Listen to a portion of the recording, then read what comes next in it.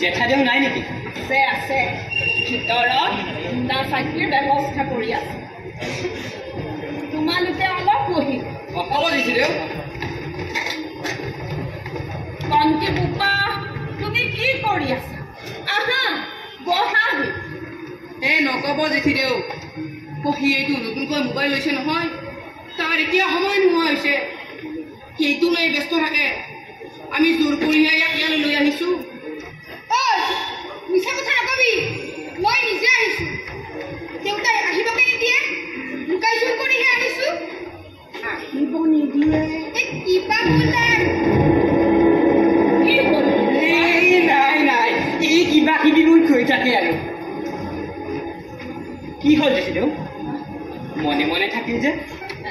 নাই বোপাই, তোমালোক আহিলা ভালেই হ'ল। অনুষ্ঠানলৈ বেছি দিন নাই নহয়। জেঠা দেউৰাৰ চিন্তা ৰাতি টোপনি নহা হৈছে। পিছে তোমালোক তিনিওহে আহিলা যে? ভাৰ্গৱ, মৃন্ময়, পৰিহঁতৰ কি? ভাৰ্গৱৰ খবৰ পাওঁ, কিন্তু পৰীৰ কথা ইহে ক'ব পাৰিব। ঐ কণ্টি, কওঁ তাইৰ বোলে কিবা বিল বনাবলৈ আছে আৰু কাৰোবাৰ জন্মদিনত ব্লগ বনাবলৈ যাব। মানে আপুনি বুজি নাপাব জেঠিদেউ, সকলো মোবাইলৰ খেলা। হ'ব হ'ব হ'ব, মই নুবুজিলেও হ'ব। সাত কালত নহ'ল গাই চালনীলৈ দুবজাই লেখিয়াহে হ'ব।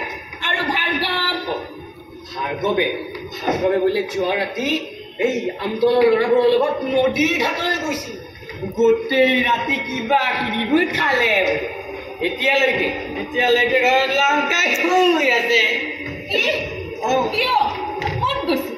কিবা বোলে পানী ঢালিবলৈ গৈছিল। হে হৰি, কি যে হ'ব নহয় ল'ৰাবোৰৰ।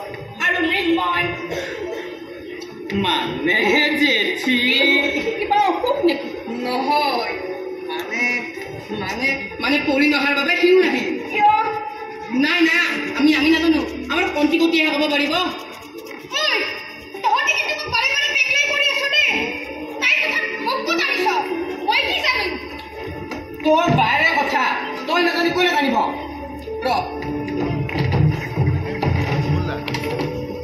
দুইটাই একেবাৰে মোবাইল লৈ লেবেল মাৰি থাকিব পাৰ আৰু এতিয়া নজনাৰ ভাল ধৰিছ।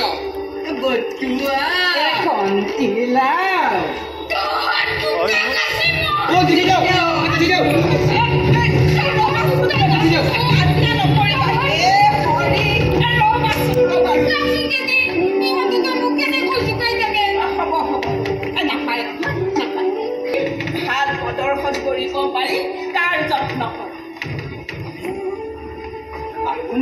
আপুনি অকণো চিন্তা নকৰিব জেঠি, আমি আহিছো নহয়। মোৰ কাৰণে চিন্তা কৰা নাই উপায়। তোমালোকৰ জেঠা দেউতাৰ প্ৰতি মানুহজন বৰ উপাৱলী আছে। আমি আহিছো নহয়, সকলো হৈ যাব। এতিয়া আখৰা কৰিব লাগে। আপুনি জেঠাইদেউক মাতক। হ'ব ৰ'বা তোমালোকে আখৰা কৰি গুচি নাযাব।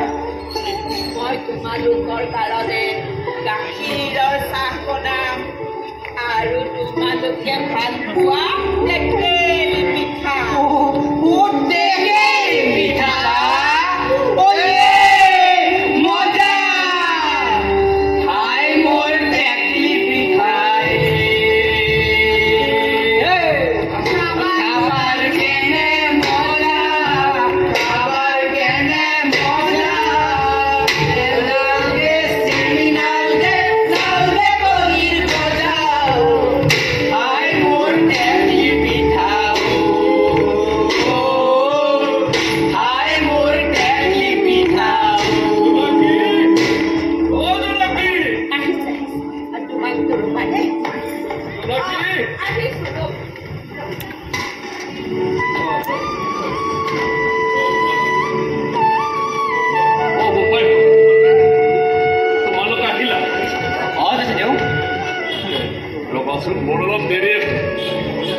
আজি মহৰ বৰ উৎপাত হৈছে, সেইকাৰণে সৰহকৈ ধূলা লগাই দিছোঁ। তোমালোকে চাগে ৰৈ আমনি পাইছা। নাই আমি জেঠিটোৰ লগত কথা পাতি আছিলোঁ। নহ'লে এতিয়া আমি আখৰা আৰম্ভ কৰিম। তোমালোকৰ আকৌ ঘৰত পঢ়া শুনাৰ কথা আছে নহয়? আজি নহ'লে জেঠা মোৰ বৰগীত আৰু লোকগীত দুটাতে প্ৰেক্টিচ কৰোঁ। নাই নালাগে দে, অহাকালি দিনৰ ভাগত আজি আৰু মৃন্ময়ো আহি নাপালেচোন। হ'ব দে, নেগেৰাযোৰ ময়ে ধৰিছোঁ। দে উপায় হ'ল, সাজু হচোন।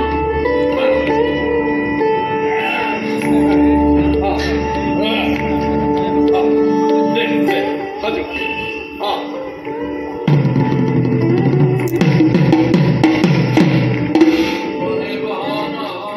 আলি বেনুব যাৱত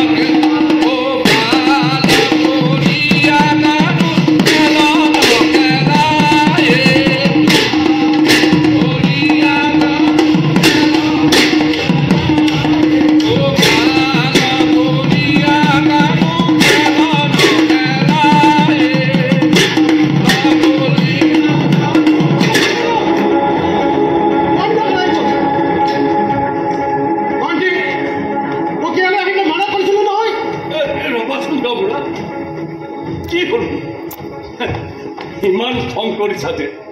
আৰে ঘৰ মুখতে ৰৈ থাকিলা দেখোন। আহা আহা, ভিতৰত বহা। মই তোমাৰ ইয়াত বহিবলৈ অহা নাই, মই কণ্টিক নিবলৈহে আহিছোঁ। কি? কিন্তু কিয়? কি হৈছে? কি হৈছে তুমি নিজকে সুধি চোৱা ককাইদেউ। মুঠৰ ওপৰত ইহঁত তোমাৰ ইয়ালৈ আহিব নালাগে। কি কোৱা হে চিন্তা? এইবাৰ মই ইহঁতক লৈয়ে অনুষ্ঠান ভাগিৰ আয়োজন কৰিছোঁ। দৈহিক অসুস্থতাৰ বাবে ইমান দিনে মই অনুষ্ঠান কৰিব পৰা নাছিলোঁ যদিও এইবাৰ এটা নিমন্ত্ৰণ পাই আকৌ আখৰা আৰম্ভ কৰি তেনেস্থলত তুমি কিয় এনে আচৰণ কৰিছা মই ক'লে বুজি পোৱা নাই। তুমি একেবাৰে নিমুকা চাবোন হৈ আছা যে একো নাজানাই। ইয়াত দায়িত্ব লোৱা নোলোৱাৰ কথা আহি পৰা নাই। তুমি যে এজন সংস্কৃতিৰ পূজাৰী তাক আমাৰ গাঁৱৰ সকলোৱে জানে। কথা হৈছে তোমাৰ ছোৱালীজনী তাইৰ চৰম দুষ্কাৰ্যৰ বিচাৰি আমাৰ এই সংস্কৃতিবান গাঁওখনৰ যে বদনাম কৰি আহিছে তাক তুমি নাজানা। মিছা কথা, মিছা কথা। তাই ছোৱালীৰ কাৰণে সকলোৱে তাইৰ পুত্ৰতা নকৰে।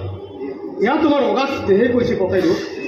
নহয়, মোৰ বিশ্বাসে কৈছে তাই নোৱাৰে এনেকুৱা কাম কৰিব। চিন্ত, তুমি দেখোন কৈছিলা সময়ত সকলো ঠিক হৈ যাব। কৈছিলোঁ, কিন্তু বিষয়টো বহুত দূৰলৈ গৈছে, কথাবোৰ বহুত দলৈকে শিপাইছে। সকলো আজি সঁচা বুলি প্ৰমাণিত হৈছে। তাইৰ অবৈধ জঘন্য নিৰ্লজ্জ ঘটনাৰ খবৰ আজি গাঁওখনৰ ঘৰে ঘৰে মানুহৰ হাতে হাতে। এই নিৰ্লজ্জ ঘটনাই আজি আমাৰ গাঁওখনৰ লগতে গোটেই জিলাখনৰ বদনাম কৰিছে। তুমি মনে মনে থাকা চিন্ত, মনে মনে থাকা। তাইক দেখোন সৰুৰ পৰাই পাইছা তুমি। সৰুৰে পৰা তাই কিমান ভদ্ৰ আৰু অমায়িক আছিল তুমি দেখোন জানাই। তেনেস্থলত এই জোনাকী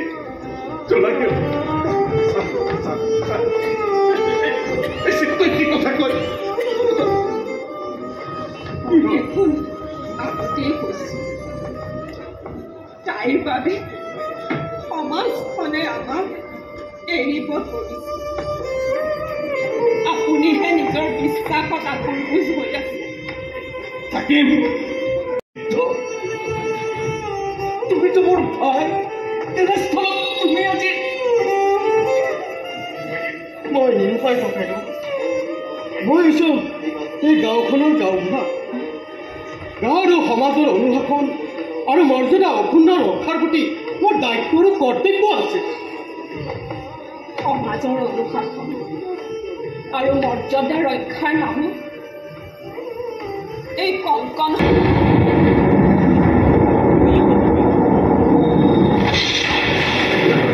আৰু মই ক'বলৈ টান পাইছোঁ তথাপিতো কওঁ কাইলৈ ৰাইজমেল বহিব এই ৰাইজমেলত হয়তো তোমালোকক গাঁৱৰ পৰা এঘৰীয়া মানে দুই পানী এলাগি তহঁতা